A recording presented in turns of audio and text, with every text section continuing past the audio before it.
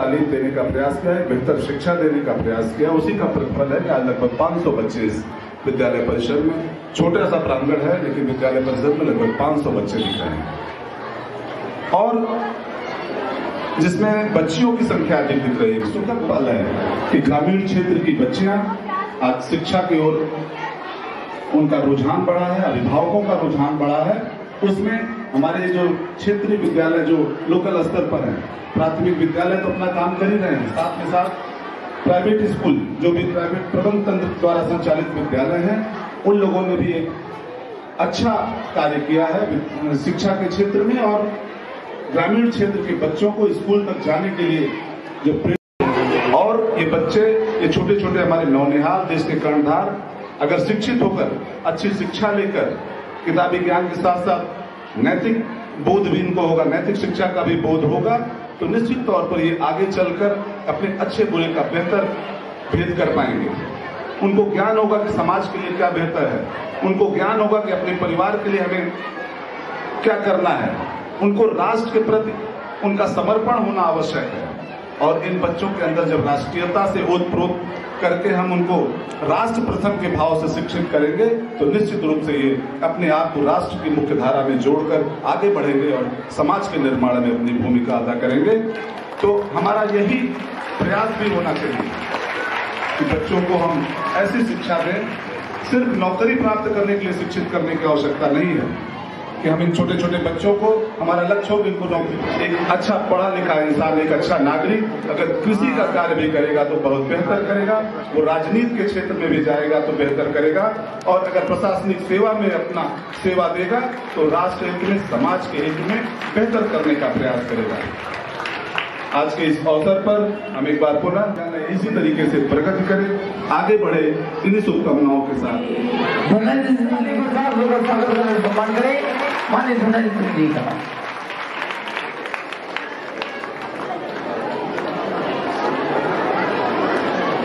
बहुत बहुत धन्यवाद हमारे संचालक साथी और इस विद्यालय की संस्थापिका जिन्होंने इस विद्यालय की स्थापना किया, शाहिदा अंजुम जी, और इस विद्यालय के प्रबंधक इम्तियाज जी, दोनों लोगों को बहुत बहुत धन्यवाद देता हूं कि आप लोगों ने जिले के अगला गांव हमें लगता है आजमगढ़ शुरू हो जाएगा, बॉर्डर पे आप लोगों ने एक अच्छे शिक्षण संस्थान की स्थापना की और यहाँ उपस्थित जावेद हम लोग के छोटे भाई हैं, हिटलर पठान रहे यहाँ से और तमाम साथी यहाँ पर उपस्थित है, जिस ग्राम सभा के सम्मानित जन भी हैं और नौनिहाल बच्चे, हमारी बहुत ही होनहार बच्चियां इस विद्यालय में। अभी प्रिंसू जी कह रहे थे कि बच्चियों की संख्या बहुत अधिक है, आने से महसूस हुआ बच्चियों की संख्या ऊपर नीचे मैं देख रहा हूँ, चारों तरफ बच्चियों की, खास तौर से हमें लगता है कि शाहिदा अंजुम जी ने बच्चियों की शिक्षा पर विशेष ध्यान देने का प्रयास किया है और जब बच्चियां शिक्षित होती हैं तो निश्चित रूप आप लोग यहाँ जो हमारे गांव के बड़े बुजुर्ग बैठे हैं, आप सोचिए एक बच्ची ने प्रयास प्रारंभ किया, आपके सामने तो बच्ची ही है ना, तो आपके प्रयास से छोटे से प्रांगण में 500 बच्चे बच्चियां यहाँ पर पढ़ रहे हैं और अपने जीवन को खुशहाल बनाने का प्रयास कर रहे हैं। अभी प्रिंसू जी ने बहुत अच्छी बात कही और हम लोग ये बात बार बार कहते हैं कि शिक्षा सिर्फ किताबों तक, सरकारी नौकरियों तक नहीं रहनी चाहिए कि हम, ठीक है वो एक आवश्यक है, आवश्यकता है, बहुत जरूरी आवश्यकता है कि बच्चे पढ़े लिखे, डॉक्टर बने, इंजीनियर बने, IAS बने, सिविल सर्विसेज में जाएं, सामाजिक क्षेत्र में जाएं, हर जगह जाएं। लेकिन जो सबसे, लड़के बहुत शोर कर रहे हैं, पीछे वाले बच्चे बहुत, उनको लग रहा है एनुअल फंक्शन की तैयारी में है, तो सबसे आवश्यक बात यह है कि शिक्षण संस्थानों से अच्छे इंसान निकल के जाने चाहिए। जब अच्छे इंसान बनेंगे शिक्षण संस्थानों से, विद्यालयों से, तो निश्चित रूप से वो समाज के जिस क्षेत्र में जाएंगे वो अच्छा काम करेंगे, अपने परिवार के प्रति जिम्मेदार रहेंगे, समाज के प्रति जिम्मेदारियों का उन्हें एहसास होगा कि क्या कर्तव्य है। उसके निर्वहन में भी अपनी अग्रणी भूमिका निभाएंगे। और हम सभी लोग यहाँ जितने लोग बैठे हैं, छोटे छोटे बच्चे से लेकर बड़े बुजुर्ग, हम सभी लोगों का कर्तव्य है कि अपने राष्ट्र के निर्माण में अपनी भूमिका, सकारात्मक भूमिका हम अदा करें, ताकि हमारा राष्ट्र सशक्त बने। सशक्त बनेंगे और खुशहाल रहेंगे। और यही जिम्मेदारी हुकूमतों की भी होती है, जो शासन प्रशासन सरकारें होती हैं, उनकी भी जिम्मेदारी यही है, एक स्वस्थ समाज का निर्माण किया जाए और एक सशक्त राष्ट्र का निर्माण किया जाए। तो हम लोग थोड़ा विलंब हो गए, लेकिन मुझे बहुत अच्छा लगा इस ग्राम सभा में आकर। वैसे गांव से हम लोगों का नाता रिश्ता बहुत अच्छा है। क्यों हिटलर जी, गलत कह रहा हूं मैं? तो इस विद्यालय से बच्चियां अच्छी शिक्षा ग्रहण करके बच्चों डॉक्टर बनिए, इंजीनियर बनिए, समाज में जाइए, कुछ अच्छा काम करिए, अपने जीवन में अच्छा काम करिए, मानव सेवा करिए। मानव सेवा ही सबसे बड़ा धर्म है। अगर हम इंसान हैं तो किसी इंसान के काम आ सके, अपने जीवन में इस मूल मंत्र को बना के रखिए।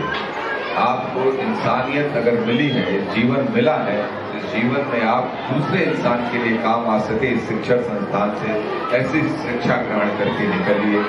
अच्छे डॉक्टर बनिए तो निश्चित रूप से, खास तौर से गरीब आदमी जो इलाज का अभाव में अपने इलाज नहीं करा पाते, उनके इलाज करने का प्रयास करिएगा। जो बच्चियां यहाँ से डॉक्टर बने, तो आप सब लोग यहाँ से अच्छी शिक्षा ग्रहण करके अपने जीवन में अच्छा करिए। और यहाँ पे 12वीं तक की शिक्षा अब्दुल्ला मुझे बता रहे थे, यहाँ 12वीं तक की शिक्षा यहाँ पढ़ाई जाती है।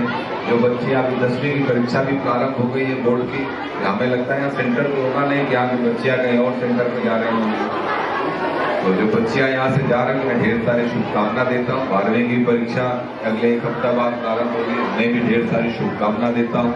अच्छे अंकों से उत्तीर्ण होइए, अपने जीवन में उत्कृष्ट करने का प्रयास करिए। और विद्यालय प्रबंधन तो हम लोग निश्चित रूप से चाहेंगे कि जो हम लोगों के लिए विद्यालय के विकास के लिए जो आवश्यकता है, उनका पूरा करने का प्रयास करेंगे। हम लोग के सामने विद्यालय कोई मांग रखेगा कि ग्रामीण इलाके में है, हम चाहूंगा कि विद्यालय परिवार एक अच्छी लाइब्रेरी बनाए यहाँ पर, और पिछड़ी भी हमारे बीच अच्छा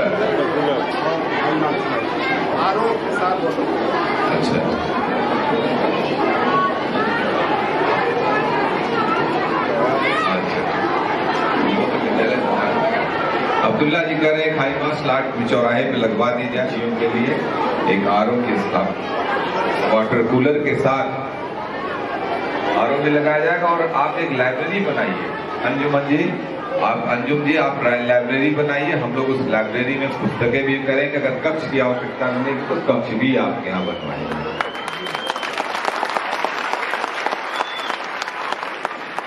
इस मुल्क को आजाद कराया, इस मुल्क को बनाने में अपनी भूमिका अदा की। बच्चों के अंदर एक भाव जागृत होगी, राष्ट्रीय भावना का भाव जागृत होगा।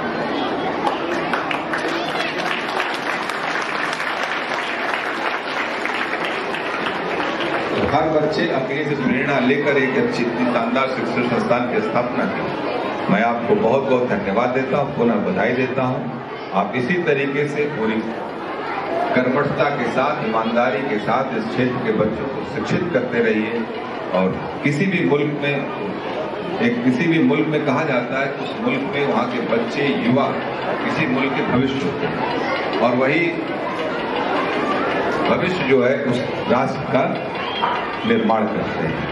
तो निश्चित रूप से मुल्क की ताकत का अंदाजा भी वहाँ की युवा पीढ़ी से हमारा मुल्क भी कमजोर होगा। तो इसलिए अपने मुल्क में, अपने देश में हमें सबसे पहले अपने युवा पीढ़ी, अपने बच्चों को सशक्त बनाने की, मानसिक रूप से, शारीरिक रूप से उन्हें सशक्त बनाने की आवश्यकता है, ताकि वो अपनी भूमिका शानदार तरीके से राष्ट्र का निर्माण करें। धन्यवाद देता हूँ कि हम लोगों को यहाँ पर आने का अवसर प्रदान किया। अब्दुल्ला बहुत जिद किए हुए थे कि हम लोगों को ऐसा ना हो कि हम लोग आए नहीं। हमने कहा, हम तारीफ की थी, जितनी इन्होंने तारीफ की थी उससे अधिक हम लोग यहाँ पर पाए। तो हम लोगों का भी मन बहुत प्रसन्न हुआ। और हम लोग जहाँ भी जाते हैं प्रिंसू जी हमारे साथ हैं। हम लोग जहाँ भी जिस भी शिक्षण संस्थान में जाते हैं वहाँ अगर हम लोग बच्चों की तादाद, उनकी उत्सुकता, उनकी जिज्ञासा, उनकी जिज्ञासा देखकर ऐसा लगता है वहाँ के बच्चों के लिए हम लोग कुछ कर सके तो अपने आप को सौभाग्यशाली पाएंगे। तो निश्चित रूप से यहाँ पे अच्छे पेयजल की व्यवस्था की जाएगी, अच्छे पुस्तकालय की व्यवस्था की जाएगी और प्रकाश की व्यवस्था की जाएगी। और हम एक चीज और प्रबंधक जी से कहेंगे कि जो बच्चे 12वीं, 9वीं या 10वीं, 11वीं में हैं उनके लिए शाम को ऐसी गांव के अधिकांशतः बच्चे होंगे, उनके लिए शाम को भी कोचिंग की व्यवस्था करें, अच्छी डिजिटल लाइब्रेरी बनाएं। यहाँ पर हम लोग जो सहयोग से कंप्यूटर मांगे, कंप्यूटर भी देंगे आपको, अच्छी डिजिटल लाइब्रेरी बनाई ताकि बच्चियां और बच्चे यहाँ पर अपने गांव के अंदर ही सारी सुविधा पाके पढ़ के आगे बढ़ सके। बहुत बहुत धन्यवाद। बहुत बहुत धन्यवाद माननीय सांसद जी। और एक ऐसी शख्सियत मैं आपके बारे में बहुत अच्छा लगा, राष्ट्रवादी नौजवान के सभा के अध्यक्ष हैं, आपका में थोड़ा सा माननीय नरेंद्र सिंह जी विराजमान है यहाँ पर।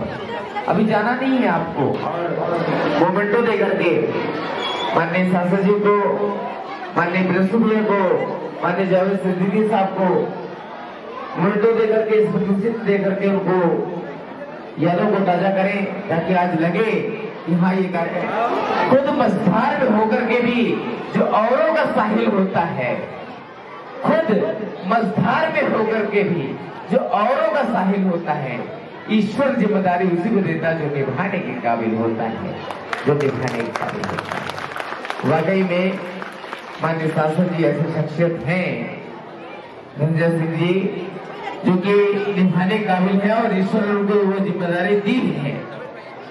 सालों में स्नान कर रहे थे, बड़ा सुंदर दृश्य हम लोग लगा दे करके आदि गंगा गोमती यानी संगम का ये देखिए हमारे डायरेक्टर साहब ने अंगवस्त्र देकर के अब्दुल्ला तिवारी जी ने माने प्रिंसू जी का अंगवस्त्र देकर सम्मान किया और हमारे अंजुमन जी ने जी का देकर के अंगवस्त्र देकर सम्मान किया। इस बात मैं चाहूंगा मोमेंटो लेकर के आप लोग अवश्य कराएं क्योंकि हमारे दोनों को विलंब बहुत ज्यादा हो रहा है। डॉक्टर सरफराज चेयरमैन साहब से बड़ा आग्रह है कि आप मंच पर आए हैं। इधर की तरफ को सम्मानित किया जा रहा है हमारे माननीय मुख्यमंत्री धनंजय सिंह जी को, माननीय प्रिंसू जी को, प्रिंसू जी कमल सिंह साहब को सम्मान